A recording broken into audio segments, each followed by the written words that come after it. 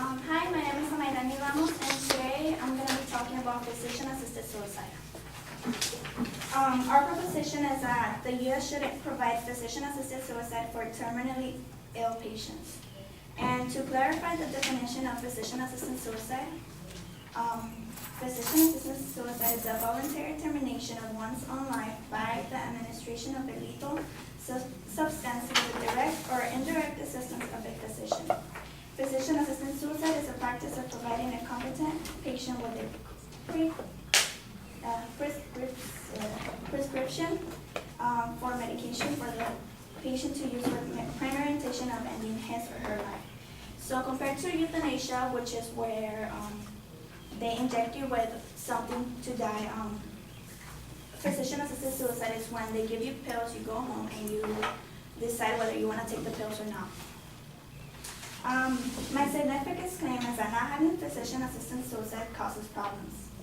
And one of the reasons this causes problems is because some terminally ill patients cannot endure the pain and suffering.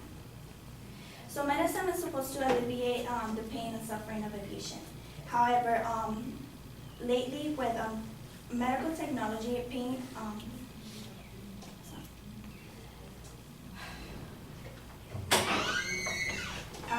patients actually continue suffering and being in pain after taking their painkillers. For example, I have an example of a lady, Lillian Boyce, who was suffering from a severe case of rheumatoid arthritis. She begged her doctor to assist her to die because she could no longer take the pain. There are several other cases like this where the men or women can no longer take the pain, so they ask the doctor to help them with physician-assisted suicide. Another problem with not having assisted physician suicide is that not having assisted suicide in most states makes it difficult for terminally ill patients to gain access to physician-assisted suicide. For example, there's a lady called Brennan who was diagnosed with brain cancer and was told that she only had a few months to live. She had to move from California to Oregon because in California at that time, physician-assisted suicide was not legal. In one of her statements, she said that I met the criteria for death with dignity in Oregon, but establishing residency in the state to make sure the law required a monumental number of changes. I had to find new physicians, establish residency in Portland, search for a new home, obtain a new driver's license, change my voter registration, and enlist people to take care of our animals. And my husband, Dan, had to take a leave of absence from his job. The majority of families do not have the flexibility, resources, and time to make all these changes. So that's all that she had to do in order to complete her physician-assisted suicide. As she mentioned, not everyone has the resources and the money to do this, to move from one state to another and pretty much change your whole life. The third supporting point, which is the third problem with not having assisted suicide, is that the cost to keep a terminally ill patient is high and may be a burden to the family. Last year, which was, I'm quoting, in 2009, Medicare paid $55 billion just for doctor and hospital bills during the last 2 months of a patient's life. And it was estimated that 20 to 30% of this medical expenses may have had no meaningful impact. So this was how much they wasted $55 billion on one of the patients, which was only for the last 2 months, not counting everything else that the patient had to go through. My final supporting point for this claim is that patients who do not have access to assisted suicide sometimes decide to commit suicide themselves. For example, Harry was a retired physician. He had multiple myeloma, which is a cancer in the bone.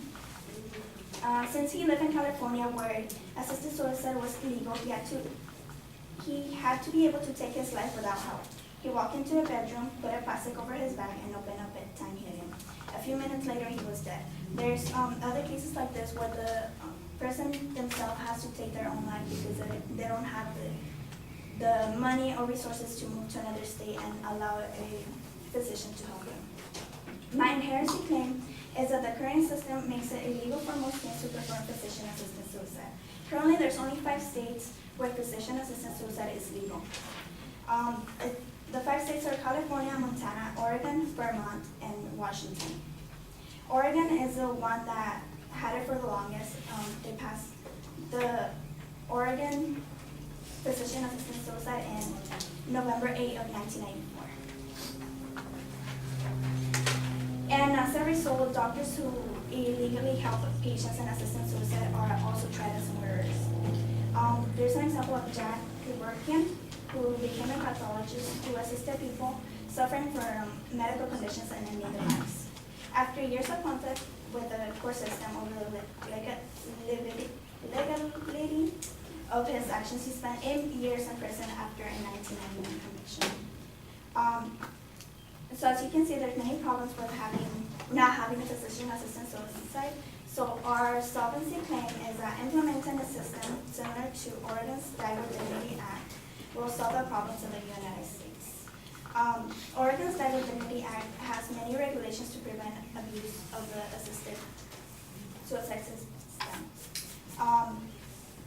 They have a lot of current eligibility guidelines to be able to request a lethal substance. So they have to meet certain requirements in order to get help from a physician.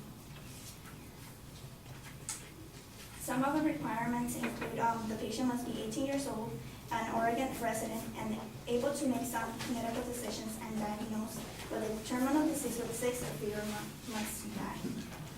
And that concludes the solvency claim.